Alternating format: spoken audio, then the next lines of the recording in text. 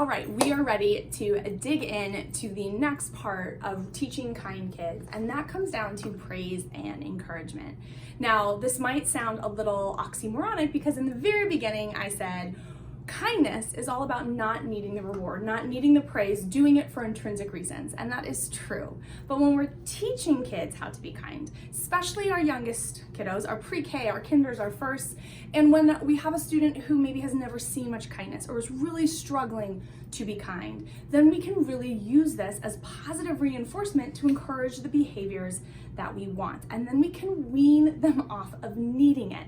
But we have to start with dumping the praise on so that they're encouraged to be kind, speak with kindness, act with kindness more often. Okay, so how do we praise effectively and in a way that makes the most sense for what we're trying to get from it? Well, we can praise either the kid or the behavior. So normally I don't love labeling kids, right? We want them to be who they're gonna be. But in this case, I do label kids. Whoa, you're a kind kid, right? Or you're such a helper. Thank you so much. Or my goodness, and this is one of my favorite phrases, you're the kind of kid who. You're the kind of kid who holds the door open for people so that, it's easier for others. You're the kind of kid who makes sure everybody is on a team before the game starts. You're the kind of kid who includes everyone, and that's amazing, right? So pouring and labeling on the kid. You can also, of course, praise the behavior. So you can say things like, wow, that was so helpful, or what a kind thing to do, or that was a really kind thing to say. So we can praise the kid, we can praise the behavior.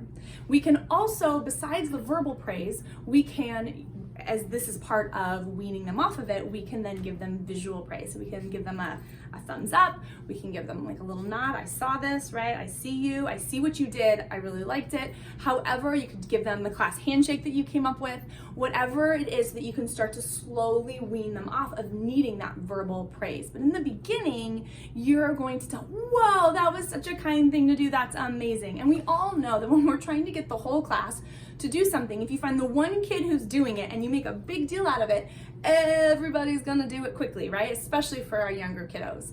And that's kind of what this is. So, that was such a kind thing to do. Thank you so much for helping me. I really appreciate it. Everybody's gonna wanna be helping you. And then if you feel that that's too much, you don't need that much praise, that's great. Walk it back. Thanks so much for helping me. I appreciate it, right? You don't need to make it as big of a deal. It depends on the situation. It depends on the students. It depends on how kind they're used to being or how kind of just thoughtless they are. If they're not used to being kind, you're going to need to dump more on in a bigger, showier way, and then you wean them back wherever they're at. So now, what are some easy and fun ways to do it other than the verbal praise and the visual praises? So we have a couple different resources for you that you can use. So one is our whole chart, and my daughter loved this one. But basically what we did is every time they showed some kindness, even the smallest amount of kindness, they get a whole. And we just keep on, oh, that's a whole, amazing. Or you can just, I owe you 2 wholes. That was so kind, you helped her and then you helped her. Or, oh my goodness, that was amazing. You remembered to say thank you to your seatmate or your rugmate, whatever the case may be. So you give them the wholes. And at the end, they get a prize. This is like going to the treasure box or getting a sticker or spending time with you or whatever their currency is. I had a colleague who used Cheetos to encourage her one student. That was his big prize that motivated him to do what she needed him to get going. And then she was able, of course, to wean him off of eating the Cheetos. We also have these caught being kind note cards. So when you see one of your students being really kind, you can have these pre-cut and ready to go, write their name on it real quick and just slip it to them, right? You can make it a big deal. Oh my goodness, we've got another caught being card. You can ding a bell, you can make it as big as you want, or you make it as small as you want. Hey, I saw that. That was amazing. Good job. Thanks for being a kind kid. You're what makes our class amazing, right? You can just like kind of keep it on the DL, keep it low key, or you could collect them and just give them out on Friday, whatever you need to do for your class. The other thing you can do is you can use our interactive bulletin boards. I have talked to you about this before, and here is our kindness rules. So these are some of our rulers, and these are some of the kindness things that have been caught. So Jocelyn helped Mr. Martinez at lunch, and then we put it up on the bulletin board. Dahlia volunteered to give a school tour. Put it up on the bulletin board. Abby helped Mrs. Q carry her books. Shove it up there, right?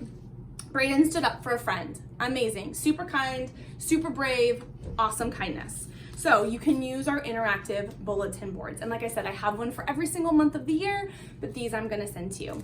And then you can also do some brand new ways that I've just created to encourage class kindness together. So when we tie their success together, then they're in it to win it together, right? It creates that culture, that kindness culture. So you could do a build a pizza. So basically, and literally hot off the presses, I don't even have it printed yet, I just made it, where they're building, every time you see them being kind as a class, they get a piece of onto the pizza, right? You're gonna build it on paper. And when they have their pizza built, then they can have a pizza party. Or I also have straight off the presses, and I used to do this for homework, but I've twisted it to make it work for kindness.